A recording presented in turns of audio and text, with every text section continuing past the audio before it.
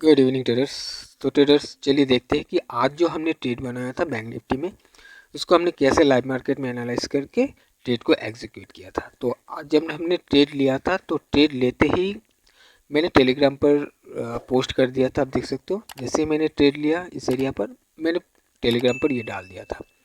उसके बाद फिर एक पोस्ट किया था कि प्राइस में उतना खास मोमेंटम नहीं है। जब प्राइस यहाँ कहीं चल रहा था उतना खास कुछ मोमेंटम नहीं है, मैंने आपको बताया था। अगर आप चाहो तो बुक कर सकते हो या फिर थोड़ा बहुत ट्रेल करके चल सकते हो।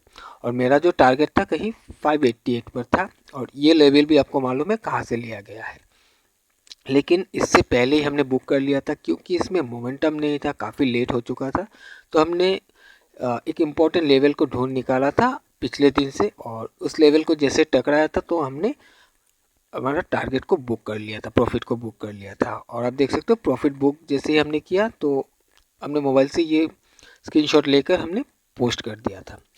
तो अभी चलिए देखते हैं कि हमारा एनालिसिस किया था मार्केट में जब हमने ट्रेड को लिया था। तो हम चार्ट पर चलते हैं। ओके, तो यहाँ पर सबसे पहले तो देखिएगा ये जो एक जोन है, इस जोन को आपको मालूम है ये कहाँ से लिया गया है। मैंने पहले भी एक दो वीडियो में ऑलरेडी बता चुका हूँ और एक बहुत ही इम्पोर्टेंट एक जोन है ये रेजिस्टेंस का काम कर रहा है, राइट। और इसके पीछे का अगर आप बिहेवियर को देखोगे, इसको सबसे पहले 15 मिनट में ले चलता हूँ ताकि पूरा चार्ट आपको दिखे। चलिए अब देखिएगा यहाँ से शुरू हुआ था इस दिन से जब ये इस एरिया के अंदर जाकर क्लोजिंग दिया था और उसके बाद ये अंदर ही क्लोजिंग हुआ। नेक्स्ट डे ये फिर ऊपर जा नहीं पाया, नीचे आकर क्लोजिंग हो दे दिया। इस दिन नीचे ही रहा, फिर ये कोशिश किया बट ये फेल होकर नीचे आ गया। कल के दिन को अगर आप देखोगे नीचे से उठकर ऊपर जाने की कोशिश किया बट जैसे ही इस लेवल को टकराया नीचे आकर क्लोजिंग दे दिया है। और अगर आप इस यहाँ पर यहाँ से लेकर यहाँ तक ध्यान से देखोगे तो हर बार ये कोशिश कर रहा है ऊपर जाने के लिए बट ये फेल हो जा रहा है और हर बार ये अपना हाइस को नीचे बनाते हुए जा रहा है, यानी कि लोअर हाई बनाते हुए आ रहा है, राइट। सो यहाँ तक हमें समझ में आया कि ऊपर से काफ़ी ज़्यादा प्रेशर हमें नज़र आ रहा है। अब हम देखते हैं आज के दिन को। तो आज के दिन के एनालाइज को अगर हम देखेंगे तो सबसे पहले तो मैंने एक वीडियो बनाया था ज़िगज़ैग एनालिसिस। अगर आपने वो नहीं देखा है तो ज़रूर से देखिएगा और जिसने देखा है उनको मालूम होगा कि इस ट्रेड को कैसे बनाया गया है और मैं यहाँ पर बता भी देता हूँ तो आपको काफ़ी ज़्यादा क्लियरिटी भी आएगा। ओके, तो देखिएगा कि आज का ओपनिंग यहाँ पर होने के बाद इस लेवल को टकराया, फिर प्राइस नीचे आ गया और नीचे आने के बाद फिर प्राइस धीरे धीरे करके ऊपर जाने की कोशिश किया, इस रेंज के अंदर घुसा बट ये सस्टेन हो नहीं पाया, फिर यहाँ आकर कहीं एक नया लो बना दिया। अब मैं क्या करता हूँ, यहाँ पर एक जिगजैग को ड्रॉ करता हूँ। मैं सिर्फ आज के दिन के लो लेता हूँ या फिर कल का जो लास्ट हाई बना हुआ है यहाँ से भी आप ले सकते हो। यहाँ से लेकर यहाँ तक का एक लो बना है, ओके। उसके बाद फिर यहाँ तक एक हाई बनाया, फिर एक लो यहाँ पर बना हुआ है, फिर नया एक यहाँ पर हाई बनाया। उसके बाद फिर प्राइस धीरे धीरे करके यहाँ तक का एक लो बना दिया है, राइट। तो जब ये लो बनाया हुआ है तो इसने इस लेवल को ब्रेक किया, इस लेवल को ब्रेक किया, इसके नीचे क्लोजिंग भी दे दिया था। तो मैंने आपको जिगजैग एनालिसिस वाले वीडियो में बताया था कि प्राइस का जब इस तरीके से प्राइस चलता है, इसका ट्रेंड जब अप होता है तो ये जो लो होता है ये काफ़ी इम्पोर्टेंट होता है। अगर ये इसको ब्रेक कर देता है तो ये काफ़ी हद तक वीक बन जाता है, वीक हो जाता है। कोई भी इंस्ट्रूमेंट हो तो ये ऊपर जा नहीं पाता है, बहुत तकलीफ होता है। वो फिर थोड़ा रिट्रेस करके इस तरीके से ट्रेड करने की कोशिश करता है और यहाँ पर वैसा ही हुआ है। तो मैंने आपको जब ऐसा कुछ घूम के आएगा तो मैंने बताया था कि ये जो भी लेग होता है इस लेग में इसको रेजिस्टेंस मिलने की संभावना होता है। तो मैं अगर इस लेग को मार्क करता हूँ, इस लेग को मैंने मार्क करता हूँ और यहाँ पर कलर को, ओके। तो मैंने इस लेग को हाई टू लो में मैंने एक बॉक्स को प्लॉट कर दिया।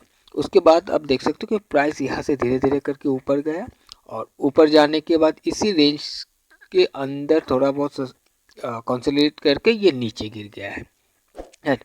तो हमने ऑलरेडी इस एरिया पर ही ट्रेड बना लिया था, क्योंकि हमें मालूम था ये स्ट्रक्चर ऐसे होना चाहिए, बट थोड़ा रिस्की भी था, मैंने ये भी बताया था। इसका क्या रीज़न है रिस्की था, मैंने बताया कि यहाँ से अगर देखोगे तो यहाँ पर भी ये हायर हाई का फॉर्मेशन करते ऊपर जा रहा है, तो हो सकता है फिर प्राइस इस तरीके से घूमकर ऊपर भी चला जाए, जिस वजह से मैंने बताया था कि थोड़ा रिस्की हो सकता है।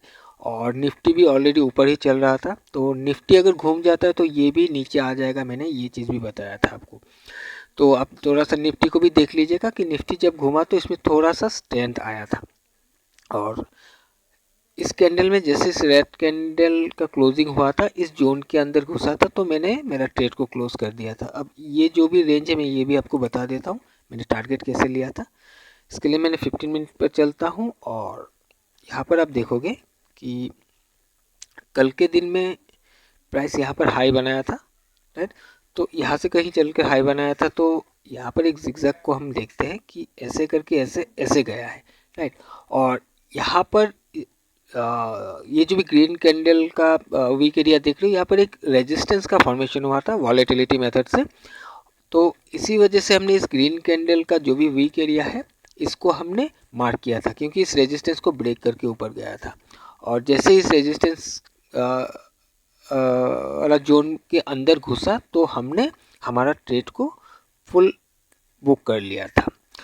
सो ट्रेडर्स, यही था आज का एनालिसिस, आज के ट्रेड को बनाने के पीछे। आई होप कि आपको समझ में आया होगा, और जिन्होंने भी जिगजैग एनालिसिस वाला वीडियो नहीं देखा है जाके ज़रूर से देखिएगा। उसके बाद आकर इस वीडियो को फिर से एक बार देखिएगा, तो आपको काफ़ी ज़्यादा क्लैरिटी होगा इस ट्रेड को समझने के लिए। क्योंकि अगर मैं आपको दिखाऊं तो मेरे पास यहाँ पर ऑलरेडी एक बहुत बड़ा रीज़न था, एक इम्पॉर्टेंट रेजिस्टेंस जोन पर था, और वहाँ से इसने रिजेक्शन लेकर एक नया फ्रेश लो बना दिया था, राइट। और इसके अलावा मैं आपको अगर और एक चीज़ दिखाऊं, मैं दिखाई देता हूँ आपको कि यहाँ से ये ओपन होने के बाद यहाँ हाई बना के यहाँ एक लो बनाया था, राइट। तो मैं क्या करता हूँ, एक बार इसके हाई को मैं मार्क करता हूँ, एंड वहाँ से आकर ये वाला लो बनाया था, इसके लो को मार्क करता हूँ। तो आप देखोगे कि यहाँ पर लो बनाने के बाद प्राइस ऊपर गया और इस हाई को ब्रेक करने की कोशिश किया, लेकिन ये ब्रेक नहीं कर पाया, इसके नीचे ही बार बार क्लोजिंग दे रहा है। और जब ये नीचे आया तो नीचे आने के बाद इस लो को ब्रेक भी किया और इसके नीचे आकर क्लोजिंग भी दिया है। तो यहाँ पर भी हमें एक इंडिकेट कर रहा है कि प्राइस थोड़ा सा प्राइस में वीकनेस अभी भी है, क्योंकि जहाँ से एक रिट्रेसमेंट आना चाहिए था वो रिट्रेसमेंट अभी तक हमें दिखा नहीं कि रिट्रेसमेंट हो चुका है बोल के। क्योंकि हम टाइम फ्रेम में अगर देखें तो आपको दिखेगा कि यहाँ से शुरुआत होने की कोशिश हुई थी इस दो कैंडल में, उसके बाद अभी ये रेंज में फंस गया है। इसी कैंडल के ये जो सेकंड ट्रेंडिंग कैंडल देख रहे हो, इसी के अंदर अभी ये फंस गया है बैंक निफ्टी का प्राइस, है। तो अभी इसको डिसाइड करना पड़ेगा किस साइड में ब्रेकआउट करे, और मुझे अभी भी ऐसा लग रहा है कि थोड़ा बहुत ये रिट्रेस करना चाहिए नीचे की साइड में, फिर ये घूमे, राइट।